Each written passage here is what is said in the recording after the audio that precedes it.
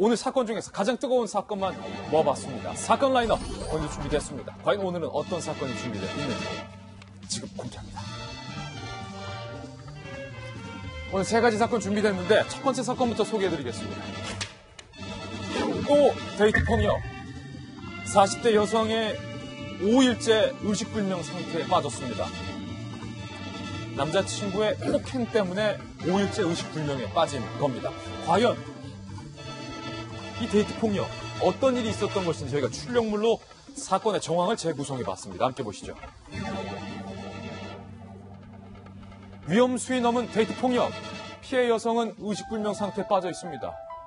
처음부터 함께 볼까요? 지난달 27일 46세의 여성 A씨. A씨를 여성을 A씨로 부르겠습니다. 5년간 교제한 남자친구 B씨. 남자친구 B씨는 38살입니다. 38살의 남자친구 B씨가 27일 여자친구에게 전화를 합니다. 지금 우리 집에 올래? 그래서 전화를 받은 A씨는 남양주에 위치한 남자친구의 B씨의 집으로 갑니다. 그런데 여자친구가 남자친구의 집에 도착하자 남자친구 B씨가 다짜고짜 여성 A씨에게 추궁을 시작합니다. 너 딴 남자가 생긴 것 아니냐? 내지는 너 바람 피웠지? 아니야! 오해야! 라고 부인하는 여성 A씨에게 남자친구의 B씨는 주먹으로 무차별 폭행을 시작합니다. 여성이 의식을 잃고 쓰러진 뒤에야 남성의 주먹은 멈췄습니다. 가해 남성 B씨는 경찰 조사에서 이렇게 얘기했습니다.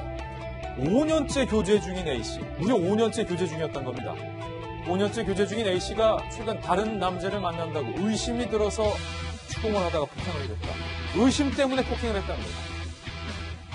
경찰 관계자가 의식을 잃고 쓰러진 A씨는 남자친구 B씨의 119 신고를 받고 출동한 구급차에 실려 병원으로 옮겨졌지만 뇌를 다쳐서 깨어나지 못했다.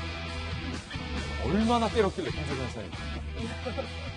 이제 뭐 본인은 이렇게까지 될 줄 몰랐다. 그래서 막상 의식을 잃고 나니까 너무 놀래가지고 본인이 직접 신고했다라고 이야기하고 있는데 사실 뭐 의식을 잃고 쓰러질 정도로 때렸다고 하면은 정말 앞뒤 가리지 않고 그냥 무차별적으로 폭행을 한 거죠. 그럼요. 근데 남성들이 대부분 여성은 남성과 이제 신체적 구조가 다르기 때문에 좀 더 고통을 잘 느끼고 그리고 또 신체적으로 연약해서 버틸 힘도 없다는 사실을 굉장히 망각하고 근데 일단은 주먹을 휘두르고 보는 그런 사태가 이제 계속 발생을 하고 있어요. 데이트 폭력이 정말 한두 건이 아니죠. 요즘 일어나고 있는 것들이.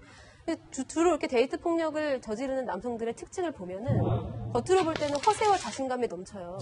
그래서 나 뭐든 다 할 수 있어. 그래서 나 이런 남자야. 막 이렇게 막 허세를 부리지만 속은 굉장히 열등감으로 가득 차 있는 거죠. 보통 데이트 폭력의 목적이 그 동기가 두 가지 정도인데 하나는 다른 남자 생겼다고 의심을 하는 경우 또 하나는 고인에게 헤어지자고 통보를 한 경우 이 두 가지가 가장 많잖아요.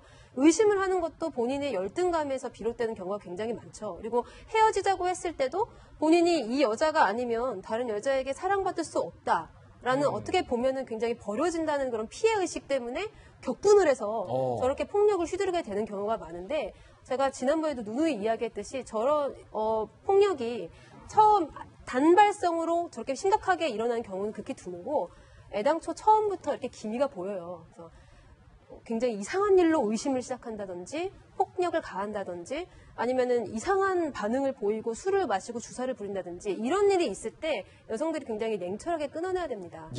다시는 저런 일이 없도록 일벌백계 해야 된다고 생각합니다. 지금 이 사건이요. 잠시만요. 김주환 기자. 안 그래도 물어보려고 했는데 이 사건이 이게 하나가 아니라 광주광역시에서 여자친구가 바람을 피운다고 의심해서 폭력을 휘두르고 모텔에 감금한 20대 남성이 최근 경찰에 붙잡혔고요. 그리고 서울 강동구의 한 주택에서 발생한 40대 여성의 살인 사건도 결국 남자친구인 68살의 남성이 헤어지자는 말에 참지 못하고 여자친구 내연녀인 40대 여성을 살인했던 것으로 밝혀졌습니다. 그러니까 지금 이게 새로운 뉴스 아닌 뉴스인 거예요. 그러니까 지난해만 보니까 8,367명이 입건이 된 거예요. 그렇게나 많이? 이렇게나 많이. 근데 이제 제가 드리고자 했던 말씀 뭐냐면 대학 시절에 가정폭력 상담소에서 이제 일을 한 적이 있어요. 거기는 이제 미국 쪽이긴 한데 그쪽에서도 지금 이런 문제가 수십 년 전부터 사회적인 어떤 이슈가 됐었거든요. 일단 피해자들이 이제 냉철하게 끊어내기가 참 어렵습니다. 이 심리적으로 그 어떻게 보면은 세뇌가 당하기 때문에 그래서 법적인 보호망이라는 게 참 구멍이 숭숭 뚫려 있고 결국 할 수 있는 게 접근 금지 명령을 받아서 해외 같은 경우에는 피해자 가까이 오지 못하게 하지만 그마저도 사실은 지켜줄 사람이 없는 거예요. 뭐 총으로 칼로 덤비면 누가 뭐 경찰에 따라다니면서 접근 금지 명령 지금 위반하셨습니다 하겠습니까? 지금 9월부터 우리 정부가 종합대책을 마련한다고 하는데 예. 이 어려운 점이라는 거는 굉장히 은밀한 공간, 사적인 관계에서 벌어지는 잔혹 범죄이기 때문에 정부나 당국의 어떤 그 감시의 눈이 미치지 못한다는 부분을 정말 염두에 두셔서 뭐 접근 금지 명령이든 무엇이든 한 번 어기면 정말 엄벌하는 이런 식으로 겁을 주는 예. 방법밖에 없다고 생각합니다. 좋은 지적해 주셨어요. 김우식 교수님. 예. 데이트 폭력, 연인 간의 폭력으로 숨진 그렇습니다. 경우가 있을까 싶었는데 2011년부터 2015년까지, 그러니까 2016년, 2017년은 통계에 치지도 않았습니다.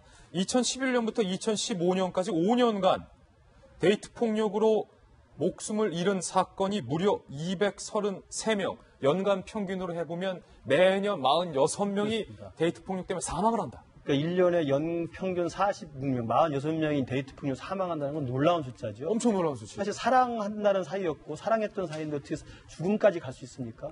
저는 이걸 보면서 데이트 폭력에 대해서는 전 두 가지가 필요하다고 봐요. 우리 김 기자 말씀하신 대로 법적인 어떤 보완 장치가 필요합니다. 가정 폭력에 대해서는 접근 금지를 할 수 있는 권한이 돼 있는데 데이트 폭력 아직 그게 법적으로 돼 있지 않기 때문에 정말 무서운 남자친구, 전 남자친구는 못 오게 할 수 있는 접근을 불가하게 하는 것들을 만들어 놔야 되고요. 또 하나는 결국 우리들 마음의 문제고 우리들 태도의 문제입니다. 사랑할 때는 얼마나 아름다운 사랑을 합니까? 근데 이별도 정말 아름답게 해야 됩니다. 예. 이 모든 게 이별에 관한 거거든요. 이별을 통보했을 때 데이트 폭력이 가행이 되고 또 이별을 의심하고 다른 남자가 생겼다는 의심 때문에 데이트 폭력이 자행이 되는 거거든요. 그렇다면 사랑할 때도 아름답지만 정말 사랑하다 헤어질 수 있는 거 아닙니까? 그럼 헤어질 때도 정말 아름다운 이별을 해야 됩니다. 아름다운 이별을 할 수 있는 준비를 해야 되고요. 특히 남성이 여성을 지금 폭력을 대하기 때문에 남성의 문제인데 남성들은 그런 생각이 있는 것 같아요. 김 변호사가 그때 한번 이야기했습니다. 예. 데이트하면서 자기 여자친구를 소유물로 생각하는 경향이 강해요. 내 여자다.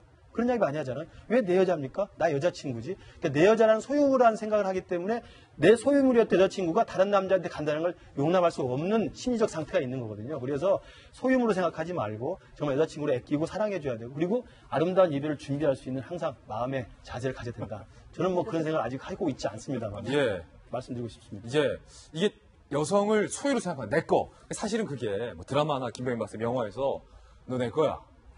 이게 사실 굉장히 뭐 멋있다 뭐 이런 식으로 해주지만 이런 인식하면 안 된다는 거예요. 내 거가 아니라는 거예요. 그럼요. 그러니까 서로 사랑하는 관계라면 사실 내 모든 것들을 포기하고 해줄 수 있을 때 사랑이라는 건데 이렇게 데이트 폭력으로 결론에 끝이 안 좋게 되는 것들은 결국 사랑했던 관계라고 보기 어려운 측면들이 있다라고 보이고요.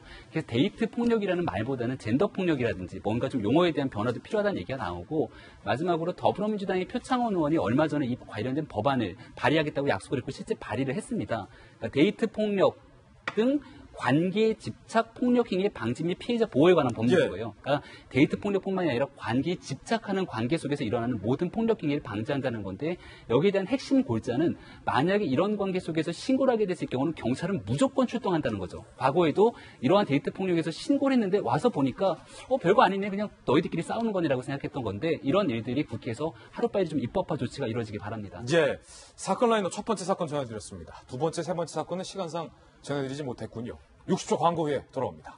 잠깐만요.